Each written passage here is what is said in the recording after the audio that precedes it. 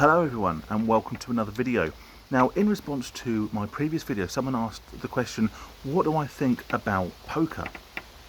Now, poker is often considered an anomaly amongst gamblers because whilst slots and roulette and most forms of gambling are based almost exclusively on the element of chance, poker is very much considered an individual game of skill. Even betting on sports, whilst there is some logic and some sort of sense involved in what you bet on, how you bet, the result is still very much out of your hands. Now, poker is a means of betting on yourself in what is, for the majority extent, a game of skill. So where do I sit with poker? Well, let's firstly give you my opinion on whether or not poker is a form of gambling. And in my opinion, there can only be one answer, and that is yes, it is a form of gambling. Because there remains an element of chance, there remains a random element to which you, the player, don't have control over. Now, if you get a professional poker player against a rank amateur, then 999 times out of 1,000, the professional poker player will always come out on top in the end. However, because of the chance element, because of the way the cards are laid, there is that outside chance that even without a modicum of poker knowledge, you could actually still win a game of poker based purely on a very lucky draw of cards. For example, a professional poker player could have pocket aces, you could have a 3 and a 6 suited, and you somehow end up with a straight flush and you beat the player's 4 of a kind. Now, this is very unlikely in reality, but because there is that chance element, it will always have to be considered a form of gambling. Conversely, if for example you were a darts player and you paid money to enter a tournament to play darts, then I wouldn't consider any prize money you win off that the result of gambling, because you're basing it purely on your own gameplay, upon your own skill. And whilst I agree that 90% of poker players, luck, or the kind of the 90% of the outcome is based purely on the player's skill, there is still enough of a chance element that it would have to be considered gambling. Now, where does this sit with me? Well, I would not play poker online. I would not go to a casino and play poker. I probably wouldn't really go and play poker in a pub league unless it was like a fun league. What I would do, and make of this what you will, what I would do is if friends of mine, non-gambling friends of mine, were getting together and said, oh, let's have a game of poker, then I would get involved, because I know that it's likely to be low stakes, maybe a £20 buy initially with a couple of £10 buy-ins maximum throughout the night, and I would basically paying that money to get involved in the game for 5, 6, 7, 8 hours entertainment, a few beers, bit of food, whatever. And because I know that win or lose, I wouldn't care.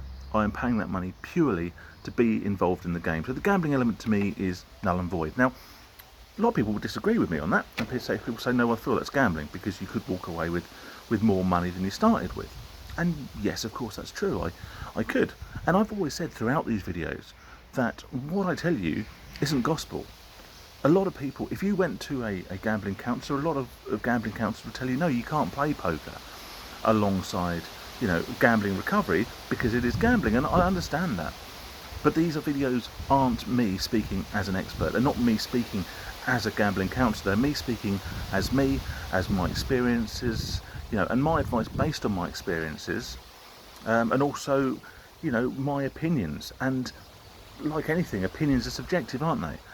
Obviously I think my opinions are correct, but others might disagree. We only need to look at the video. If you just look at my videos about, fob teas being random, or you look at my videos about casino affiliates and casino streamers, you can see that my opinion is sometimes quite outside of what a lot of people, particularly recovering gamblers, believe, and that's absolutely fine. I'm very, very happy for people to disagree with me. In fact, I actually actively embrace it. I think it's great when people come along with a different opinion and they articulate it and they put it in the comments and we actually have a discussion about it. Big shout out to Irate Primate on this, but there's also many other commenters who come along with their own opinions and they articulate them, and we can have a discussion. We're probably never going to always agree on things, because a lot of it is subjective. Obviously, what I would say is, if you're going to do that, please stay away from being, abusive, offensive, or, if you're going to tell me I'm wrong, that's absolutely fine. Tell me I'm wrong, but tell me what you believe is right. And if you're going to call me fat and whatever, and then just don't bother, because, it's water off a duck's back to me.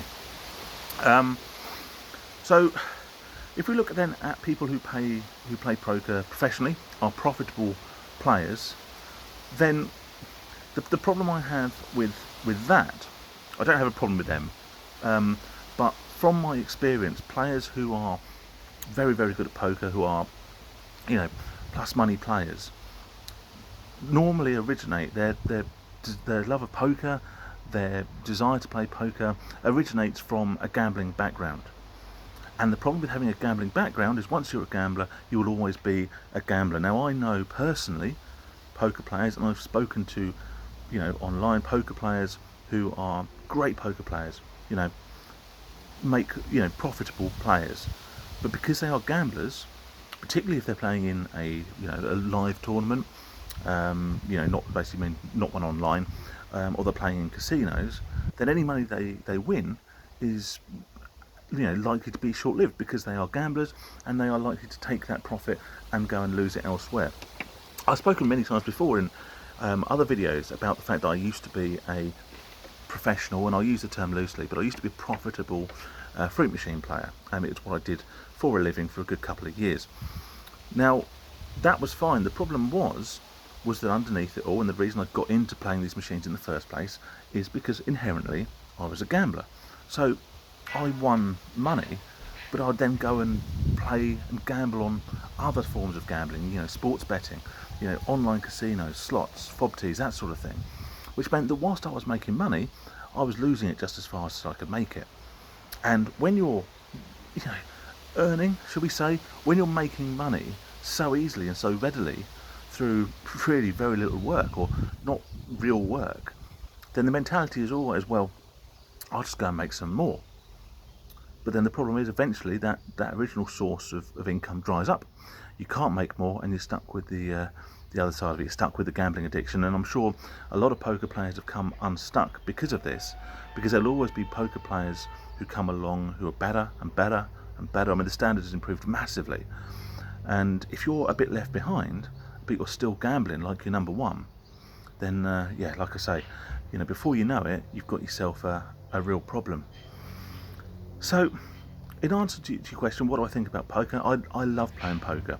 I love playing poker for very low stakes, between my friends, where I don't care whether I win or lose. I've never been great at it though, so it's never been too much of a conundrum to me. I can imagine if you are a gambler and a really good poker player, it must be really hard to make that call. And to be fair, only you can make that.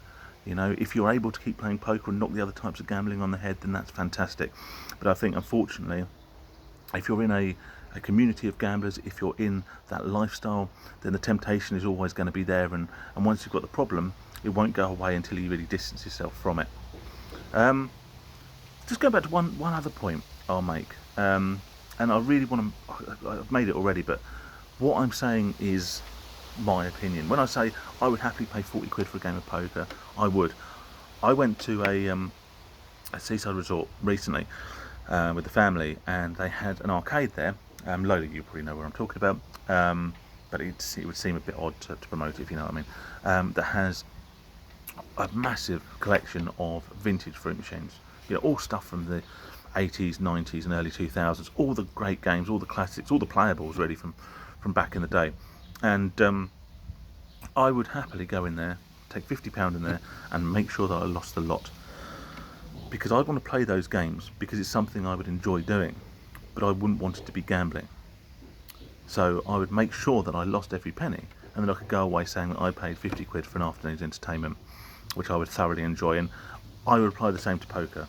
I would go and play poker with friends, and I don't know, say if I won, I'd give the money to my missus, or I'd just buy something. So you're not gambling, you're not trying to win money, you're playing for the fun of it, and the money is purely a means to buy into that entertainment, which is what gambling should be across the board. But for many forms of it, for me, it simply can't be that. Anyway, I hope that's vaguely interesting. I hope that answers your question. Do keep the questions coming. I'd love to hear them. And yeah, thanks as always to all my new subscribers, everyone who likes the videos, everyone who watches the videos, and I'll catch you on the next one. See you soon, guys.